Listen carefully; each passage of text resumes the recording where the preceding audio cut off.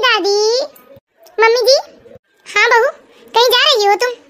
क्या मम्मी जी, इतनी तो अकल होनी चाहिए। अगर मैं तैयार होकर हाथ में पर्स लेकर और मैचिंग सैंडल पहनकर निकली हूँ तो कहीं जा ही रही होंगी ना। बहू, मुन्ने को भी ले जा रही हो क्या अपने साथ? क्यों, आपको मुन्ना भारी है क्या जो आप उसे अपने साथ घर में नहीं रख सकते? मेरा मतलब ये नहीं था बहू। ठीक है, तो मैं किटी पार्टी में जा रही हूँ और मुझे आने में देर हो जाएगी। आप मुन्ने को खिला पिलाकर सुला देना। ठीक है बहू। तो इस तरह से अलका अपनी सास को ऑर्डर देकर निकल जाती है किटी पार्टी के लिए। अरे ले मुन्ना क्यों लो रहा है? मुन्ने को भूख लगी, दादी अब भी आपको खाना खिलाएगी बेटा। यही बैठो मुन्ना, दादी तुम्हारे लिए हलवा लेकर आती है। मेरा मुन्ना हलवा खाएगा। जीजी, ओ जीजी। अरे आओ आओ कांता, बड़े दिनों बाद आई हो तुम। अब आपको तो फुर्सत मिलती नहीं है जीजी, इसलिए हम ही आ जाते हैं आपसे मिलने। आज भी मुन्ने की मम्मी कहीं बाहर गई है क्या? अरे तू भी ये क्या पूछ रही है कांता? अरे बहू के लिए कोई नई बात तो है नहीं, तुझे तो पता ही है ना। आए दिन उसकी किटी पार्टी और न जाने कौन कौन से राम, मुझे तो नाम भी नहीं पता। लेकिन जीजी, आपको अलका को कुछ कहना चाहिए। इस तरह घर की सारी जिम्मेदारी भी आप अकेले ही उठाते हो, दिन भर मुन्ने को भी आप ही संभालते हो, फिर भी अलका के मुंह में जो आता है वो बोल देती है आपको। मुझे ये सब अच्छा नहीं लगता जीजी। अब मैं क्या करूँ कांता, अच्छा तो मुझे भी नहीं लगता। हाँ जीजी, जब से जिया जी का निधन हुआ है तब से आपकी बेटी बहू ने तो आपको एक नौकरानी और आया के सिवा और कुछ नहीं समझा है। आपको याद है ना जीजी, जब जिया जी थे तब यही अलका और यही विमल आपकी कितनी इज्जत किया करते थे। मम्मी जी कहते कहते थकते नहीं थे। कोई भी बड़े या छोटे काम करने से पहले जीजी आपसे पूछना जरूरी समझते थे। हाँ कांता, मुझे सब दिखाई देता है, लेकिन मैं कर भी क्या सकती हूँ। मुझे तो कभी कभी इनके ऊपर बहुत गुस्सा आता है, क्यों ये मुझे अकेला छोड़ गए। अरे मुझे भी अपने साथ ले गए होते ना। इसके भरोसे छोड़ गए कांता मुझे आते रहे जिया जी। हाँ जीजी, मुझे आपकी हालत देखकर बहुत बुरा लगता है। मुझे अच्छे से याद है जीजी, जब जिया जी थे तो उन्होंने घर में काम वाली लगा रखा था कि मेरी जानकी को कोई काम करना ना पड़े। हाँ कांता, वो जब तक जीवित थे ना उन्होंने मुझे अपार सुख दिया है कांता। और हमेशा एक ही बात कहते थे कि मैं अपने जीते जी इस जानकी को कभी भी ऐसी अग्नि परीक्षा नहीं देने दूंगा जैसी अयोध्या की जानकी ने दी थी। और अपने जीते जी कांता, तेरे जिया जी ने अपना एक एक वचन निभाया। लेकिन अभी देखो बेटे बहू की राज में, क्या जाने दो कांता, मैं अपने दिल को और दुखी नहीं करना चाहती। अरे अलका के ऐसे व्यवहार से ना जीजी तनिक भी फर्क नहीं पड़ता मुझे। अरे पराये घर की आई लड़की है, लेकिन अपना ये विमल, इस विमल ने तो आपकी ही कोख से जन्म लिया है ना जीजी। मुन्ना को भूख लगी। अरे मैं तो बात में तुझे खिलाना भूल गई थी बेटा। अरे कांता, मैंने तो तुझे चाय पानी भी नहीं पूछा। अरे नहीं जीजी, इन सब चीजों की कोई जरूरत नहीं है। मैं तो बस आपको देखने आपसे मिलने आ गई थी। ठीक है जीजी, चलती हूँ मैं। कल घर में 2 बजे से रामायण है, तो आप आ जाना मुन्ने को लेकर। अब बहू तो आने से रही ना जीजी, क्योंकि उसे तो रामायण, कथा, पूजा पाठ इन सब चीजों में कोई आस्था नहीं है। उसे तो बस पार्टी करना ही अच्छा लगता है। ठीक है कांता, कल मुन्ने को लेकर आ जाऊंगी मैं। हलवा खाएगा क्या मुन्ना? दादी अभी मुन्ना के लिए हलवा बनाएगी। हाय राम, मुन्ना बॉल खा रहा है तो? क्यों मम्मी जी, क्या इस घर में मेरे मुन्ने के लिए खाना पीना फल फूल कुछ भी नहीं है जो अपने सामने से बॉल खिलवा रही हो मेरे बेटे को? अरे नहीं बेटा, वो तो बॉल से खेल रहा है। मुझे मत सिखाइए मम्मी जी, वो खेल रहा है कि खा रहा है। मैंने खुद देखा उसे, वो बॉल को चबाने की कोशिश कर रहा था। अरे क्या हुआ अलका, क्यों चिल्ला रही हो तुम? अब क्या बताऊं विमल जी, आपकी मम्मी से एक काम भी ढंग का नहीं होता। अरे मैं किटी पार्टी में जाने से पहले आपकी मम्मी से बोल कर गई थी कि मुन्ना को खिला पिला कर सुला देना, लेकिन देखो कुछ खिलाया नहीं है उन्होंने। मुन्ना बेचारा बैठा बॉल खा रहा है उनके सामने से। क्यों मम्मी, एक काम तो कर दिया करो ढंग का। अब बेचारी कर भी क्या सकती है, उन्हें भी तो दिन भर टीवी सीरियलों से फुर्सत मिलता नहीं, तो कैसे मुन्ने की अच्छे से देखभाल कर पाएंगी वो? नहीं बेटा विमल, मेरी बात का भरोसा करो। मैंने मुन्ने को भरपेट खाना खिलाया था बेटा, लेकिन उसे खाए पूरे 1.5 घंटे हो गए, तो बेचारा खेलते खेलते फिर से भूखा हो गया। इसलिए तो मैं उसके लिए फिर से हलवा बना रही थी बेटा। आपके पास वैसे भी एक ही तो काम है मम्मी, इसलिए थोड़ा अच्छे से ध्यान रखा करो मुन्ने का। ना रो मुन्ना, अब मम्मी आ गई है ना, आ जाओ मम्मी के पास। तुम लोग बैठो बेटा, हलवा बन ही गया है। मैं अभी मुन्ने के लिए भी हलवा लाती हूँ। और विमल, तुम्हें आटे का हलवा पसंद है ना बेटा, इसलिए आज मैंने हलवा बढ़ाकर बनाया है। क्या मम्मी जी, आपको समझ में क्यों नहीं आता? मैंने आपसे कितनी बार कहा है कि विमल जी को ज्यादा घी, तेल, मसाला ये सब नहीं खिलाना है। लेकिन बहू, विमल को आटे का हलवा पसंद है, इसलिए तो बनाया है मैंने बढ़ाकर। देखिए मम्मी जी, पहले की बात अलग है। पहले इतना भारी खाना खा भी लेते थे और पचा भी लेते थे, लेकिन आपको पता है ना, मैं जब से आई हूँ तब से इतना भारी खाना इनका मैंने बंद करवा दिया है। मैं इनकी सेहत का ना मम्मी जी बहुत अच्छे से ध्यान रखती हूँ, और क्या पता मैंने ध्यान रखना छोड़ दिया तो आप इतना भारी खाना खिला खिलाकर विमल जी को कितना मोटा कर देंगी। ये क्या बात हुई बहू, थोड़ा सा आटे का हलवा खा भी लेगा तो एकाएक मोटा नहीं हो जाएगा विमल। और मैंने सब कुछ देसी घी से बनाया है बेटा, इसे खाकर तो विमल और तंदुरुस्त रहेगा। देखिए मम्मी जी, शायद आपको फर्क ना पड़े विमल जी के मोटे होने से, लेकिन मुझे बहुत फर्क पड़ेगा, क्योंकि हम जैसे सोसाइटी में रहते हैं ना, यहाँ पर फिट और फाइन लोगों की ही तारीफ होती है। क्यों विमल जी, बताइए, मैं क्या कुछ गलत कह रही हूँ? हाँ मम्मी, अलका बिल्कुल ठीक कह रही है, नहीं खाना है मुझे अब ये घी वाला आटे का हलवा। चलिए विमल जी, और सुनिए जी, अगर मैं घर में ना रहूं और मम्मी जी आपको ऐसा भारी खाना खाने कहे ना, तो आप बिल्कुल मत खाना। आपको पता है ना, यहाँ अपने आप को मेंटेन रखना कितना जरूरी है। अरे ना अलका, तुम जो बोलोगी मैं तो वही खाऊंगा। चलिए जी। अरे माँ का दिल रखने के लिए थोड़ा सा हलवा चख ही लेता तो क्या गजब हो जाता। यकीन ही नहीं होता, ये वही विमल है कि जो बचपने में माँ के आगे पीछे घूमता था और जिद करता था, माँ आटे वाला हलवा बना दो, माँ आटे वाला हलवा बना दो। और विमल के पापा मुझे ही चिल्लाते थे, कहते थे कि बच्चों की जिद पूरी क्यों नहीं करती जानकी, बना दो ना विमल के लिए हलवा। और इस तरह मैं महीने में 1-2 बार आटे का हलवा तो बना ही लेती थी बच्चों के लिए। देखिए विमल जी, आपको एकदम फिट रहना है, अपने आप को मेंटेन रखना है, वरना हमारी सोसाइटी में क्या इज्जत रह जाएगी बताइए। आपको पता है विमल जी, ये सामने जो मिस्टर सोनी जी रहते हैं ना।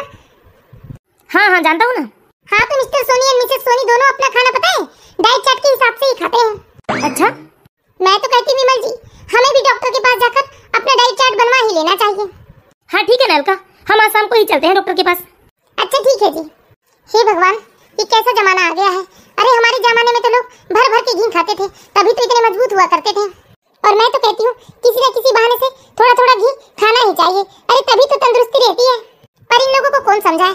अभी कुछ दिन पहले ही की तो बात है, बेचारे मेरे बेटे विमल को चक्कर आ गया था।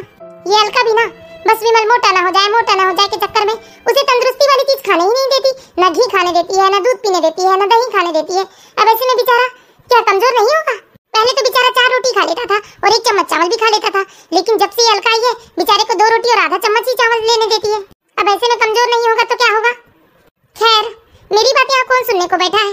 मैं कुछ बोलूंगी भी तो ये लोग मेरी बात पे कभी यकीन नहीं करेंगे और मुझे तो यही कहेंगे कि आप चुप रहो, आपका जमाना गया, आप तो गवार हो, इसलिए क्या करना, चुपचाप रहने में ही भलाई है।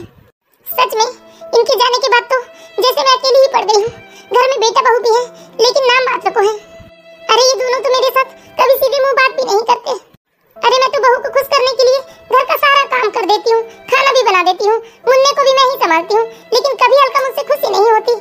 मुझे पता है ये अलका मुझे फुटी आंख नहीं भाती है। लल्ला लल्ला, क्या बात है ले, लल्ला तो आज बड़ा खुश लग रहा है। मम्मी जी लाइए, मुन्ने को मुझे दे दीजिए, आप जाकर 2 कप चाय बना दीजिए ना। हाँ बहू, बना देती हूँ। आ जाओ मुन्ना, मम्मी के पास आ जाओ। क्या हो गया बाबू, गुस्सा है मम्मी से?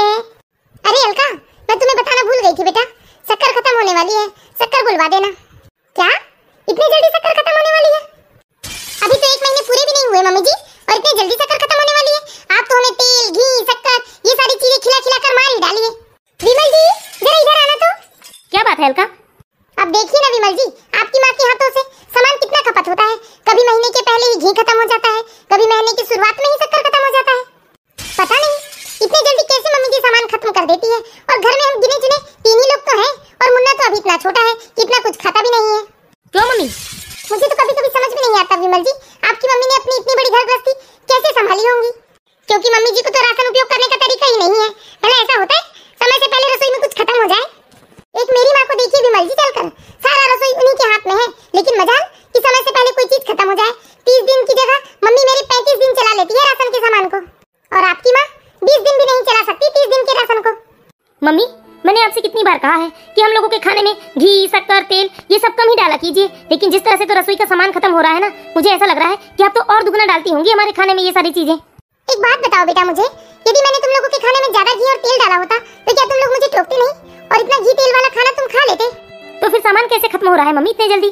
देखो बेटा, जो रसोई संभालता है ना, उसे ही पता होता है कि कैसे सामान खत्म हो रहा है।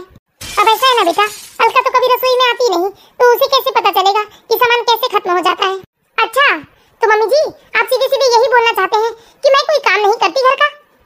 मेरा मतलब ऐसा नहीं है बहू, मैं तो सिर्फ यही बता रही हूँ कि सामान कैसे खत्म होता है ये जानने के लिए रसोई अपने हाथ में लेनी होती है। कहीं आपका इशारा ऐसा तो नहीं है मम्मी जी कि मैं आकर रसोई संभालूं? अगर मैं रसोई संभाल लूंगी तो आप दिन भर घर में बैठे बैठे करेंगी ही क्या मम्मी जी?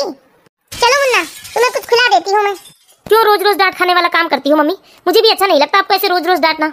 अरे अलका आपको कितना मर मर के समझाती है, लेकिन आपके कान में तो जू तक नहीं रेंगता। लेकिन बेटा रहने दो मम्मी, आप तो एक के बाद एक सफाई तैयार ही रखती हैं। हे भगवान, मुझे कुछ समझ में नहीं आता, मैं ऐसा क्या करूं जिससे मेरे बेटे बहू मुझसे खुश रहे। अरे मैंने तो अपनी बेटी बहू की खुशी के लिए पूरी पकवान भी खाना छोड़ दिया। जब ये जीवित थे तो कितने तरह तरह के पकवान बनवाया करते थे मुझसे, और मैं भी कितनी शौकीन थी। कभी पकोड़े बना लेती थी, कभी मंगोड़ी बना लेती थी, यहाँ तक कि मुझसे रसमलाई भी बनवा लिया करते थे घर में ही। अरे ये सारे पकवान विमल के पापा कितने शौक से खाया करते थे, और अकेले ही नहीं खाया करते थे, मुझे भी जिद करके खिलाया करते थे। और जब मैं उनसे कहती थी कि आप मेरे पीछे क्यों इतना जिद करते हो, तो वो कहते थे कि क्या पता बाद में तुम्हें बहू बेटा ये सब खाने का मौका दे या ना दे। पता नहीं उन्होंने कैसे समय को भाप लिया था कि मेरे जीवन में ऐसा भी समय आने वाला है। काश आज ये जीवित होते तो मैं उनके कंधे पर अपना सिर टिकाकर अपने बहू बेटी की शिकायतें बताती उन्हें। इस तरह बेचारी जानकी जी अपने पति को याद करके फूट फूट कर रोती है, लेकिन अफसोस बेचारी जानकी जी के आंसू पोंछने वाला कोई नहीं रहता। एक बात कहूँ विमल जी, अब तो आपकी माँ के साथ रहना ना बहुत मुश्किल ही होते जा रहा है। अब उनकी आदत मुझसे बर्दाश्त नहीं होती। आपकी माँ ना विमल जी हमें ज्यादा तेल मसाला खिला खिलाकर मार ही डालेगी एक दिन। अरे मैं तो कहती विमल जी आप अपनी माँ का इंतजाम ना कहीं और ही कर दीजिए। मुझे भी अब यही लगने लगा है अलका। और नहीं तो क्या जी, आखिर ये दिन भर घर में करती ही क्या है। एक तो खाना तो बना कर देती है, खाना बनवाने के लिए ना हम कुक रख लेंगे, कम से कम हेल्दी और स्वादिष्ट खाना तो बना कर देगी वो हमें। इन्हें क्या लगता है कि इनके बिना हम खाना नहीं खा सकते? इसलिए मैं तो कहती हूँ विमल जी मेरी बात मान लीजिए, स्वस्थ रहना है तो, वरना आगे आपकी मर्जी। हाँ अलका तुम सही कह रही हो। तुम्हें याद है अलका वो हमारे घर से 30 किलोमीटर की दूरी पर एक वृद्धाश्रम है। हाँ जी आपने तो मेरे मुंह की बात छीन ली, मैं भी यही सोच रही थी। हाँ अलका मैं आज ही जाकर वहाँ पता करूँगा। अरे आपको जाकर पता करने की कोई जरूरत नहीं है जी, मैंने वहाँ से एक फॉर्म भी ला लिया है और वहाँ का कांटेक्ट नंबर भी ला लिया है। अरे मैं तो कहती हूँ जितने जल्दी इन्हें वहाँ छोड़ देना हमारे घर में उतने ही जल्दी सुकून आ जाएगा। लेकिन अलका मैं तो नहीं बोल पाऊंगा मम्मी से। अरे तुम ही बोल देना यार। हाँ जी मैं ही बोल दूंगी। वैसे भी आप कुछ बोलते हो तो मम्मी दो चार बात तो बोल ही देती है, लेकिन मेरे सामने तो उनकी जबान नहीं खुलती। आप टेंशन मत लीजिए, ये काम आप मुझ पर छोड़ दीजिए, ठीक है? मैं अभी बात करके आती हूँ आपकी माँ से।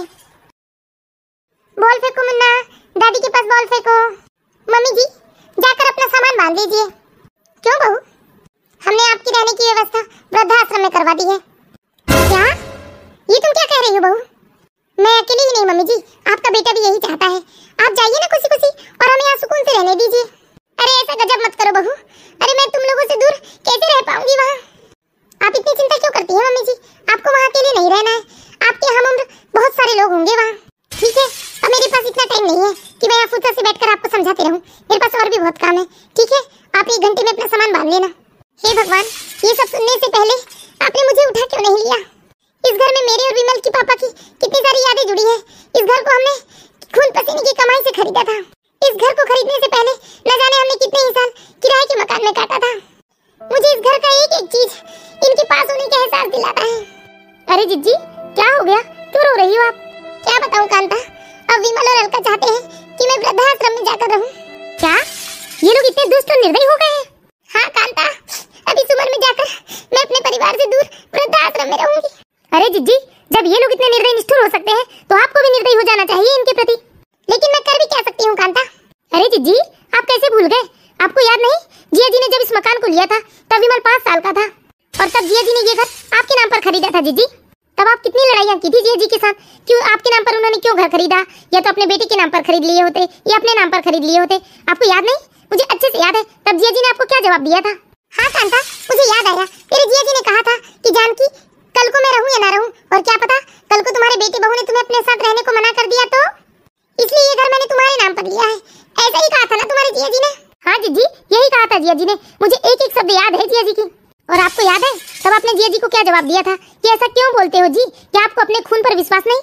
लेकिन जिया जी बहुत दूरदर्शी थे, उन्होंने सब कुछ भाप लिया था।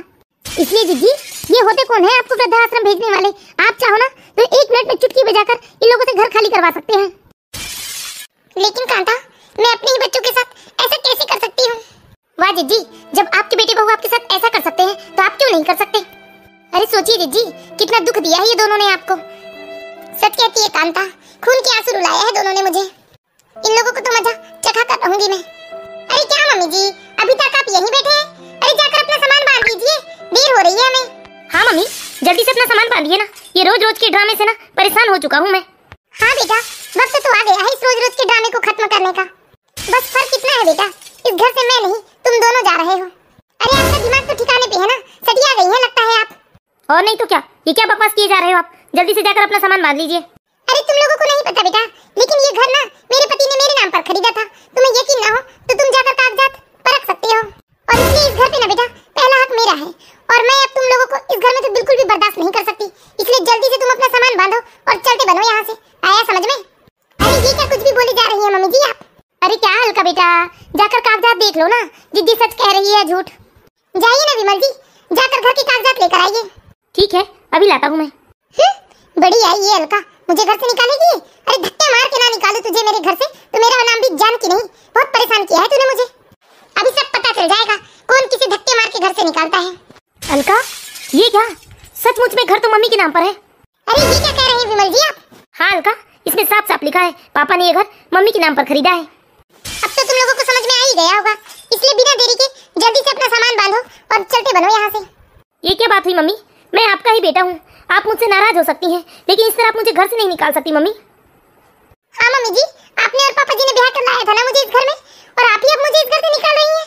वाह बेटा, जब अपने ऊपर बात आई तब तुम्हें सारी दुनियादारी नजर आ रही है, और जब माँ समान सास पर अत्याचार कर रही थी तब कहाँ गई थी तुम्हारी समझदारी? तब तुम क्यों भूल गई थी तुम्हारी इसी सास ने तुम्हें ब्याह कर इस घर में लाया है। हाँ मम्मी जी, सब हमारी गलती है, हमने आपके साथ बहुत बुरा किया है, लेकिन देखिए इसकी सजा ये मत दीजिए कि हम लोगों को आप घर से निकाल दें। मैं बस इतना जानती हूँ कि मैं तुम लोगों को इस घर में बिल्कुल बर्दाश्त नहीं कर सकती। तुम फौरन निकल जाओ मेरे घर से। मम्मी, हमारे खातिर ना सही, पर मुन्ने के खातिर तो हम इस घर से मत निकालिए आप। अब मेरा मोम जैसा दिल बेटा तुम्हारे अत्याचार से पत्थर बन चुका है, अब मैं तुम्हारी किसी बात पे नहीं पिघल सकती। और ये बात हमेशा याद रखना बेटा, जिस तरह तू मेरा इकलौता बेटा था ना, उस तरह तेरा भी एक इकलौता बेटा है। क्या पता जैसे आज तूने अपनी माँ के साथ किया है, कल ये तुम्हारे साथ भी ऐसा करे। ऐसा मत कीजिए माँ। अरे मैं कुछ नहीं जानती, तुम लोगों को जहाँ रहना है वहाँ रहो, लेकिन याद रखना वापस कभी दोबारा अपना मुंह मत दिखाना मुझे। और जाते जाते एक बात सुनते जा बेटा, मेरे मरने के बाद मेरे शरीर को आग देने और अस्थियों के विसर्जन का अधिकार भी मैं तुमसे छीनती हूँ। वाह जी, किसी ने सच ही कहा है कि ईश्वर की लाठी में आवाज नहीं होती, लेकिन मान गए जी, जब ईश्वर की लाठी पड़ती है ना, इंसान कहीं का नहीं रह जाता। और एक बात और सुनती जाओ बेटा अलका, वैसे तो तुम बहुत समझदार हो। विमल, तुम भी सुन लेना बेटा, जो बेटे बहू जीते जी अपने माँ बाप को तकलीफ देते हैं ना, वो कभी खुश नहीं रह सकते। आज तुमने अपनी माँ के साथ जो अत्याचार किया है ना, कल को जब तुम्हारा बेटा बड़ा होगा तो वो भी तुम्हें यही सब तकलीफ देगा। और हम रहे ना रहे, लेकिन याद रखना ये बात सुना नहीं सच है। तो बताइए दोस्तों, आप लोगों को हमारी ये कहानी कैसी लगी?